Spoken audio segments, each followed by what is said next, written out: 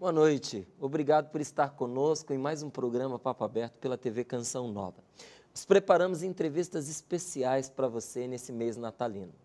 Solidariedade é a palavra que resume esse projeto belíssimo do Instituto Horas da Vida. E para nos contar detalhes dessa iniciativa, eu recebo um dos fundadores desse projeto, Dr. João Paulo Ribeiro, que já está aqui do meu lado e que eu digo, em seu nome também, seja muito bem-vindo. Obrigado, boa noite, é um prazer estar aqui com você para contar um pouquinho aí da experiência do que a gente vem fazendo. O nome é muito bonito, eu queria entender como funciona o Instituto Horas da Vida e queria saber também o porquê desse nome. Tá, Horas da Vida ele é uma brincadeira às vezes que a gente fez ali com o nome, porque horas da vida, que são as horas da vida que a gente tem, e uma hora que pode dar vida mesmo, do verbo dar, que remete, que faz ligação com a doação mesmo, né? Com a doação de um trabalho, de um conhecimento que pode fazer diferença na vida de uma pessoa. E como é que esse projeto funciona? Ele funciona conectando por meio de uma plataforma tecnológica profissionais da saúde, médicos, dentistas, psicólogos, nutricionistas, todas as profissões da área da saúde, que doam um tempo do seu trabalho para doar uma consulta no seu próprio consultório particular ou lá no mutirão, muitas vezes, ou numa palestra, para pessoas menos favorecidas, oriundas de organizações não governamentais, de ONGs, como, por exemplo, a PAI, aqui de São Paulo, a Saúde Criança, o AfroReg, lá no Rio de Janeiro, o Lar Sírio, Casa do Zezinho. Hoje já são 11 instituições que a gente apoia. E como que surgiu esse projeto, João Paulo? Surgiu de uma ideia, eu e o Rubem Ariano, meu sócio, que é administrador, e a gente tem uma empresa que faz soluções de saúde, agendamento online de consultas, e discutindo lá um pouco a estratégia no nosso negócio, a gente viu que havia uma oportunidade de horas que não estavam sendo utilizadas, que poderiam beneficiar pessoas carentes. E a gente resolveu colocar isso em prática. Começou ali com 6, 7 amigos, de uma maneira bem informal, e depois a gente conseguiu estruturar numa grande plataforma que hoje está presente em 4 capitais, São Paulo, Rio de Janeiro, Porto Alegre e Florianópolis também. Você imaginava que fosse expandir, crescer assim? Olha, o sonho sempre foi assim, né? Porque, como diz algum dos grandes empreendedores aí do Brasil, sonhar grande e sonhar pequeno dá o mesmo trabalho, né? Então a gente sempre sonha grande. Tá certo. Mas não com essa rapidez, sinceramente. Há quanto tempo tem o projeto? A ideia, A ideia. tem pouco menos de 2 anos, mas formalizada na forma de um instituto mesmo, tem 1 ano e 2 meses. E já se expandiu assim? Já se expandiu assim. Sinal de que a ideia é inspirada, que o projeto é muito bom. Felizmente, Não é? felizmente. Qual que é o seu papel ali dentro? Eu sou um dos fundadores e faço ali a questão da organização, do pensamento mais do lado ligado à saúde, ao atendimento médico, às triagens. Na verdade, eu quero abrir um parênteses aqui sobre as triagens. A gente faz 3 triagens no Instituto. A primeira triagem é em relação ao ONG que vai ser parceira. Se é uma ONG séria, que tem um trabalho reconhecido, um trabalho... é ONG, né? Isso, a ONG, exato. Um trabalho reconhecido, um trabalho transparente. Depois, a própria ONG, uma vez que ela já é parceira, ela faz um filtro para a gente lá dentro dos seus assistidos e vê aquele que precisa e de fato não pode pagar. E depois tem uma triagem mais técnica para a gente saber se aquele problema de saúde, aquela queixa, ele deve passar com qual tipo de especialista. Para que essa hora seja de fato otimizada, seja bem aproveitada. Certo. Então, eu organizo toda essa parte e o Rubem, que tem essa visão mais administrativa, cuida mais do lado de organizar, transformar isso em processo, para que a gente possa escalar e replicar isso em outros lugares. Qual a missão, a visão e os valores que esse instituto ele traz? É interessante você perguntar isso, porque a gente encara mesmo como um negócio, com o profissionalismo de um negócio. Né? Ele, obviamente, ele não tem fins lucrativos, a intenção dele é sempre reinvestir tudo o que vier para que esse programa possa crescer cada vez mais, mas ele tem como missão a inclusão social por meio da saúde. Tudo isso feito com a seriedade de um negócio. Exatamente, com a seriedade de um negócio, com processo, com metodologia, com auditoria externa, para trazer mesmo um rigor e um comprometimento para que ele cresça de forma sustentável. Então, como a missão, a inclusão social por meio da saúde, como visão, a gente quer ser percebido não como alguém que vai solucionar todos os problemas, mas como um exemplo de como, de forma organizada, a sociedade pode se engajar para ajudar a resolver outros tipos de demanda. Porque uma coisa muito interessante, né, o que você estava falando, e essa sensibilidade que vocês tiveram, de perceber que havia um tempo que poderia ser aproveitado, porque muita gente diz assim, eu não ajudo porque eu não tenho tempo. Eu até gostaria, mas eu não tenho tempo. Eu não acredito muito nesse discurso, João Paulo, sinceramente, porque hoje todos nós que trabalhamos somos atarefados. Mas todos nós que trabalhamos, nós percebemos que tempo há quando a gente quer. Exato. Não é? Então, essa sensibilidade que vocês tiveram de perceber isso e de colocar isso à disposição de quem realmente precisa, isso é grandioso. Obrigado. Entendi. Por isso que está dando certo e vai dar certo cada vez mais, não é? Quais são os programas e os parceiros que esse instituto... Você quer falar alguma coisa? Pode dizer. Não, e ali como valores, né? A gente tem alguns valores importantes, mas dentre eles, 2 pilares, que é a questão da humanização e da resolutividade. É um programa de voluntariado. Certo. Quando você fala de resolutividade... Então, assim, quando eu falo de humanização, desculpa te cortar, mas enquanto humanização, o profissional, quando ele quer fazer parte, ele escolhe em doar um tempo dele para ajudar quem precisa, ele precisa fazer isso de forma humana. Certo. Então, ele se interesse pelo... Então, não só tecnicista. Não. Tem que se interessar pela pessoa humana. O acolhimento, muito mais. Porque, às vezes, não é que seja fácil, nem estou menosprezando, mas pode ser mais simples você cuidar de uma doença do que cuidar de uma pessoa. Tá? E a resolutividade, às vezes é um nome comprido, meio atrapalhado, mas o que a gente quer propor com isso? Que no momento da consulta ele consiga mudar de patamar a condição de saúde desse paciente. Tá? Seja com uma orientação, com uma educação, com um tratamento, com a solicitação de um exame ou com o encaminhamento para o lugar correto. Que muitas vezes ele está ali esperando para resolver um problema de saúde, mas está no lugar correto, ele vai perder todo um tempo que é precioso. E se ele já estivesse em outro lugar, ele poderia dar seguimento, andamento de forma mais rápida nisso. Muito bom. Os programas e os parceiros do Instituto? Tá, os programas são os atendimentos nos próprios consultórios de cada médico, que eles podem disponibilizar de acordo com a agenda, com a possibilidade do horário que ele tenha. São palestras educativas, onde aí sim a gente vai nas ONGs, nas ONGs, dar as aulas, a gente faz um mapeamento dessa população, estuda, vê lá faixa etária, se o público tem mais homens ou mulheres, quais são os principais problemas de saúde, e a gente vai dar aula em relação a essas questões. E os parceiros, felizmente, a gente tem grandes parceiros, já parceiros bastante importantes, tanto do ponto de vista de educação, as universidades que já estão apoiando, tem parceiros de laboratórios que doam exames gratuitos para a gente. Então, esse assistido nosso, quando ele vem para uma consulta e o médico pede um exame, o dentista pede um exame, ele consegue fazer esse exame gratuitamente, e não só de sangue, os laboratoriais, tem os de imagem também. Parceiras como óticas, que doam os óculos, e grandes apoiadores que ajudam também do ponto de vista de recursos financeiros, né? Que precisa, porque tudo tem custo para a gente manter essa estrutura de pé e poder atender mais gente. Agora, é uma feliz surpresa quando a gente vê grupos que vivem disso, que tiram daí a sua renda, disponibilizando gratuitamente os seus esforços para quem não tem condições de adquirir. E muitas pessoas já tiveram no passado experiências negativas de repente não conseguirem alguma coisa.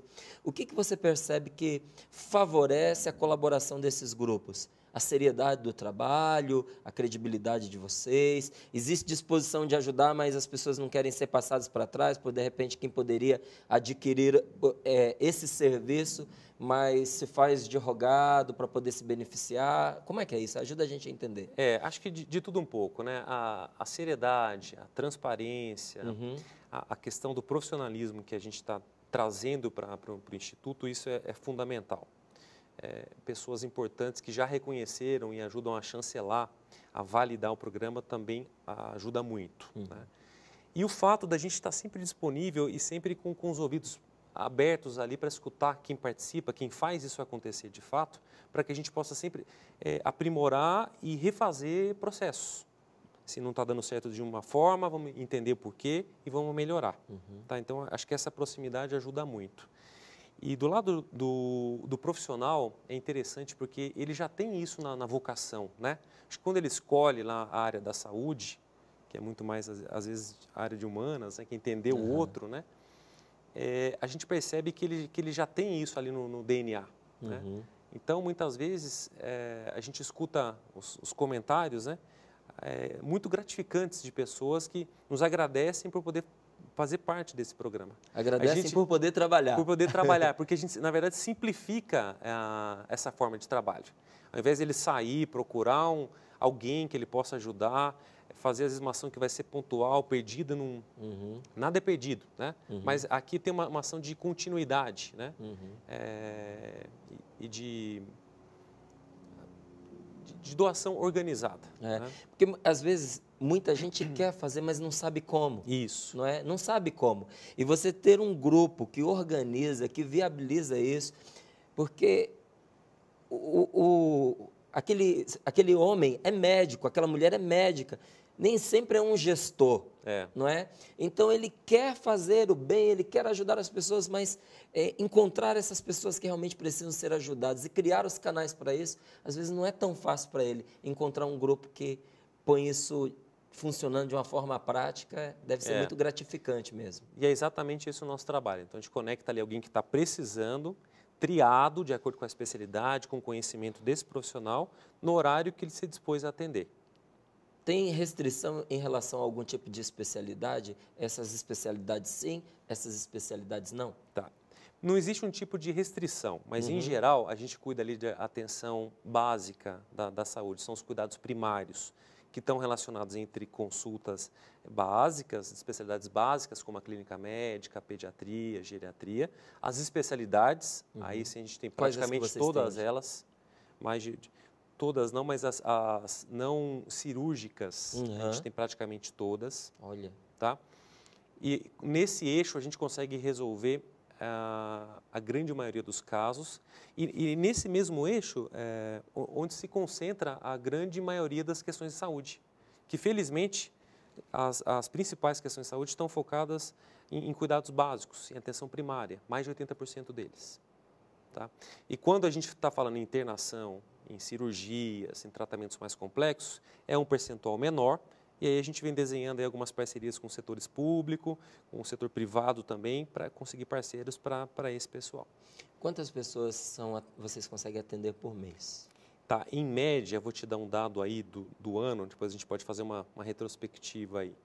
A gente deve terminar o ano chegando aí nos 6 mil atendimentos. 6 mil atendimentos no ano? No ano.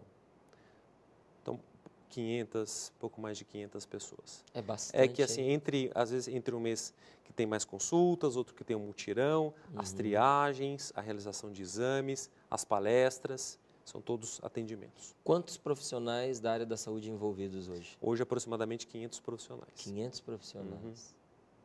Isso é maravilhoso, meu amigo. Parabéns. Obrigado. As instituições que são atendidas, quais são? São 11 instituições ali no nosso site.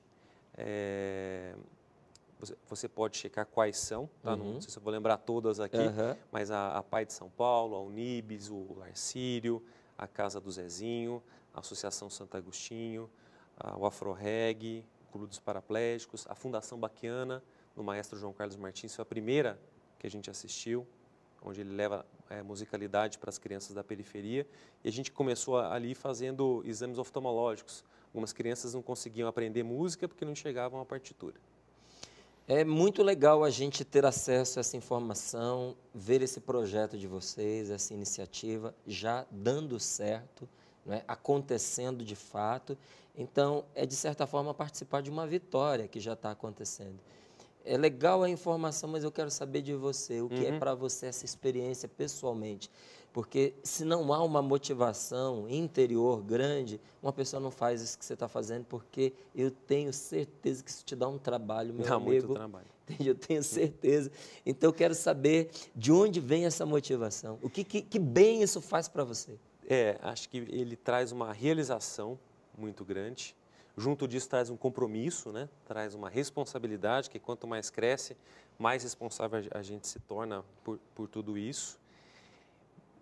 Mas o que é muito interessante é a possibilidade de realizar um trabalho que tem propósito, que tem significado na vida. Porque às vezes você está ali com um trabalho, você consegue ter o seu recurso, pagar suas contas e tal, mas e aí? O que tudo isso representa para você em relação às outras pessoas, em relação à vida que você está aqui, em relação à comunidade, em relação à sociedade, o que você já fez, o que a sociedade te trouxe, a oportunidade de se devolver um pouco.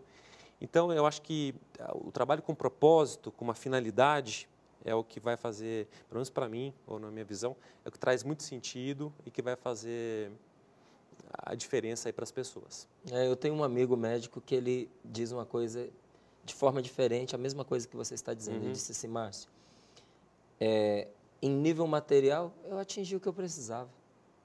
Eu estou bem, entende? Não preciso trabalhar hoje mais assim para ganhar um dinheiro, porque o que eu ganhar daqui para frente não vai mudar muito a minha qualidade de vida assim, para melhor, porque eu tenho o suficiente para eu viver muito bem. Mas aqui que está o bonito da minha profissão, porque agora ainda tenho mais ainda a oportunidade de colocar o meu conhecimento a serviço das pessoas. Isso é o que me realiza hoje. E eu achei isso tão legal, porque muitas vezes a pessoa ela se perde no jogo do ter, no jogo do ganhar, não é? Então, está no jogo errado. Não é? Quando o médico entra nesse caminho, desculpa assim, emitir esse juízo, mas ao meu ver parece que entrou no jogo errado. É o jogo de você simplesmente conquistar posses, fazer conquistas materiais, quando você pode realizar conquistas muito mais profundas, não é? E que são impagáveis, porque o bem que você faz a uma pessoa que não tem como enfiar a mão no bolso e te devolver isso em dinheiro, isso é impagável. A gratidão que essa pessoa deve carregar. Outro dia eu entrevistava um médico aqui do Albert Einstein, ele dizia o seguinte, a figura do médico é uma coisa impressionante. Aí ele contava uma experiência da família dele, que o bisavô, o avô, era lembrado por pessoas que há muito tempo não o via, e com uma gratidão pela diferença que essa pessoa tinha feito na vida dele. Falei, poxa, como deve ser gostoso para um médico perceber isso, que esse médico que eu entrevistei notou que o avô dele viveu, que você está percebendo. Deve ser muito gratificante. Tem que ser muito gratificante. E isso traz uma energia que é muito grande, não tem hora. Você dorme pensando e acorda lembrando para colocar em prática as coisas. O profissional que colabora com o Instituto, normalmente dispõe de quantas horas para esse serviço? Voluntário, ele pode disponibilizar o quanto ele puder, né? De acordo lá com a carga horária que ele tem, enfim. Mas, na média, 1 hora por semana. 1 hora por semana? O que tem acontecido. Na média? Na média. Então, olha só, para quem acha que, de repente, é um comprometimento que vai exigir demais, acho que fica bastante consolado em saber que 1 hora é a média. Mas, se você pode e quer doar mais, fique à vontade, né? Exatamente. Vocês realizam mutirões com várias especialidades médicas, né? Quantas pessoas são atendidas em média? Nos mutirões? Nos mutirões. Nos que a gente realizou até agora, aproximadamente... Bom, a gente já realizou alguns menores de oftalmologia, mas a média aí, os maiores, cerca de 1.000 pessoas. 1.000 pessoas. 1.000 pessoas. Onde a gente consegue fazer um mapeamento dessas pessoas, entender quais são as principais questões envolvidas naquela região, quais são as principais demandas, e levar os especialistas de cada área para poder levar um pouco de conhecimento acerca dessas questões. Por exemplo, planejamento familiar, evitar gravidez precoce, doenças sexualmente transmissíveis, o controle, muitas vezes a orientação sobre obesidade, sobre diabetes, sobre hipertensão, que é a pressão alta, né? Que são as principais causas ainda de mortalidade. As pessoas são esclarecidas sobre as doenças sexualmente transmissíveis? Eu vou te dizer porque essa é uma coisa que já me incomoda há algum tempo e eu gostaria de trazer esse assunto para o programa numa outra oportunidade. Porque a impressão que eu tenho é que grande parte das pessoas ficou reduzida ao HIV em relação às doenças sexualmente transmissíveis. E nós temos hoje aí muita gente contaminada por outras doenças sexualmente transmissíveis fatais, ou pelo menos extremamente danosas para a pessoa, levando mulheres à esterilidade, por exemplo, não é? Por absoluta falta de informação. Eu estou equivocado? Não, você está correto assim, infelizmente, o que aconteceu bom, com o avanço da tecnologia no tratamento, principalmente em relação à AIDS, o índice de mortalidade diminuiu. A AIDS está adquirindo uma característica de uma doença crônica, né? Certo. Você vê, tem pessoas que com o tratamento hoje de forma adequada vivem muitos anos com uma qualidade de vida muito boa. Então, aquele temor que se tinha em relação à AIDS acabou diminuindo um pouco, pelo menos para o leigo, né? E com isso, o fato de usar ali o preservativo, de ter o sexo seguro, acabou ficando um segundo plano, o que leva, de fato, a um número crescente ou, às vezes, a falta de prevenção adequada para outros tipos de doença sexualmente transmissíveis. Então, olha... As hepatites, principalmente. Vamos deixar aberto aqui uma próxima oportunidade para a gente conversar sobre isso também. Você topa? Claro. Então, tá bem. Não é? As pessoas, elas podem ajudar esse projeto como? Quem não é médico? Bom, quem não é médico podem ajudar divulgando, porque toda pessoa tem aí na sua rede os profissionais de saúde, né? Você deve ter o seu dentista, o seu médico. Então, se você nos ajudar a que a sua rede saiba desse programa, a gente vai ter mais um profissional consciente que pode se sensibilizar e doar uma hora do tempo dele para atender mais pessoas, né? Pode ajudar a divulgar também no sentido de que a gente consiga apoios financeiros, que quanto mais cresce, a gente precisa também desse equilíbrio. Então, se uma empresa quiser colaborar com o projeto, ela é bem-vinda? Ela é muito bem-vinda. Ok. Exatamente. Queria que você me contasse uma experiência que marcou você, alguma dessas histórias, porque há sempre um salário em tudo, não é? Acho que o salário mais pobre é o dinheiro, não é? E eu acredito que esse caminho que você adotou traz recompensas para você. E uma das grandes recompensas, acredito, são vidas que você ajuda, pessoas que você acaba transformando a condição dela. Queria que você me contasse uma dessas experiências que marcou você e que quando alguém te pede uma história, você se lembra dela, normalmente. Tá. Vou te contar uma, mas todas, tá? Porque cada uma, para a gente pode ser mais uma, mas para a pessoa é a história da vida dela, né? Então, se grande ou se pequeno, alguma coisa que a gente consiga fazer para modificar, para ajudar, realiza muito, acho que traz esse sentido que a gente falava agora há pouco, né? Essa grande motivação, essa grande alegria. Mas teve um caso de um menino de 9 anos, que a triagem dele chegou lá para a gente, com uma história de autismo, interrogada, uma deficiência de aprendizagem. Ele estava lá na escola, não estava conseguindo aprender, os coleguinhas lá brincavam com ele, que não estava conseguindo entender as coisas e tal. E a gente percebeu que ele não tinha passado por uma avaliação visual. E num dos mutirões, a gente levou, então, tinha um mutirão próximo, a gente levou ele para o mutirão e nos surpreendemos quando ele tinha 9 anos e 9 graus de miopia. 9 graus? 9 graus. O campo visual dele... O que esse menino enxergava? Era mais ou menos essa distância, 10, 15 centímetros. Dali para frente, era tudo embaçado.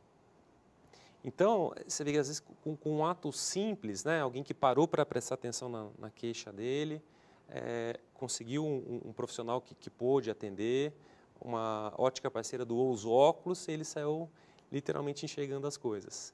E no segmento, no acompanhamento, que depois a gente segue esse paciente, ele se identificou, se mostrou uma criança completamente normal. Não tinha nada de autismo. O único problema era esse, né? E a importância da gente estar atento às manifestações que uma criança traz. Isso. Eu converso muito com os meus filhos, a gente é bastante amigo. Eu percebo que eles têm um grau de liberdade grande comigo. Tá. Mas, há algum tempo, eu tive uma surpresa. Meu filho me chamou para a gente fazer uma máscara de papel machê, porque ele encontrou um pouco de dificuldade. É um jeito gostoso a gente estar junto. Claro. Falei, vamos lá, vamos fazer e tal. Aí, no meio da brincadeira ali, ele falou, então, pai, meu filho tem 12 anos hoje. Isso foi o ano passado. Ele falou, eu acho que eu tenho um problema de vista. Falei, sério, filho? Sério, pai? Porque eu só enxergo o quadro quando eu estou da terceira fileira para frente. Da terceira fileira para trás, eu não enxergo. Eu falei, é mesmo? E como é que você faz? Eu tenho que correr, por isso que eu peço sempre para você chegar comigo mais cedo. Olha. Porque eu preciso correr e pegar os primeiros lugares, porque senão eu tenho dificuldade de enxergar. Eu falei, mas quanto tempo? Há mais de um ano já. Ele demorou quase um ano para poder me contar. E eu fiquei pensando, gente, com toda a liberdade que tem, como ele estava me contando naquele momento, sabendo que eu não ia, assim, oferecer uma crítica ruim, negativa, ele teve essa dificuldade de me contar quantas crianças com menos abertura sofrem porque não tem com quem compartilhar isso, não é? E às vezes não tem não só com quem compartilhar, compartilhando não tem os recursos adequados para resolver o seu problema. A solução para isso. Não é? Então hoje, olha, duas possibilidades aí. Primeira, de você estar mais próximo de alguma criança que você nota que tem um diferencial, no caso aí confundido com o autismo, não é? E o outro, de não parar nas dificuldades da viabilização dos recursos, né? De repente perceber, eu não tenho condições de levar o meu filho a um médico, ou tal pessoa não tem condições de oferecer um tratamento para uma criança, que se a gente procurar, é capaz de encontrar sempre uma alma generosa que vai colaborar para a mudança do quadro dessa criança, ou nem só dessa criança, desse adulto também, não é? Quero dizer que você ganhou um fã. Ah, obrigado. Tá bom? Obrigado. E dar a você aí a oportunidade de fazer a sua consideração. Tá bom, acho que eu te agradeço a oportunidade. E assim, o programa ele precisa para crescer divulgação. Então, quem estiver vendo e puder nos ajudar a divulgar, é só entrar ali no site, no www.horasdavida.org.br e compartilhar aí com seus amigos. Infelizmente, a gente não consegue atender todo mundo gratuitamente. Né? A gente precisa atender aquelas pessoas que são assistidas por uma ONG parceira. Mas quanto mais a gente crescer, acho que mais ações como essas a gente vai poder realizar e as mais rápidas serão no setor da educação em saúde. A gente levando um pouco de conhecimento a mais para a população nesse sentido, a gente consegue prevenir bastante as doenças. Só para rememorar, quais as capitais em que vocês já estão? São Paulo, Rio de Janeiro, Porto Alegre e Florianópolis. João Paulo, muito obrigado. Obrigado. Fiquei muito feliz de ter você aqui. E nós estamos indo para o nosso intervalo. Você gostou desse nosso bate-papo? Então você, por favor, continue conosco, porque nós temos mais coisas para você. Eu não posso deixar de falar sobre a promoção Casa Nova, Canção Nova e muito mais. Este ano nós estamos em comemoração, pois além de sortear 2 casas mobiliadas e 2 carros 0 km, nós estamos celebrando 50 anos de sacerdócio do Monsenhor Jonas Abib, o fundador desta obra. E toda Canção Nova está em festa por isso. Então não deixe de participar e juntos fazermos parte dos 100% de evangelização que precisam acontecer. São 4 DVDs, 1 por mês, e você pode adquirir quantos DVDs você desejar. Adquira o DVD da promoção, preencha o cupom corretamente, você pode enviá-lo, pode cadastrá-lo no site ou depositá-lo numa de nossas urnas, nas nossas lojas espalhadas por todo o Brasil. É bem fácil. Então, não fique de fora dessa comemoração. Mais informações, casanova, cançãonova.com, e nós voltamos já já.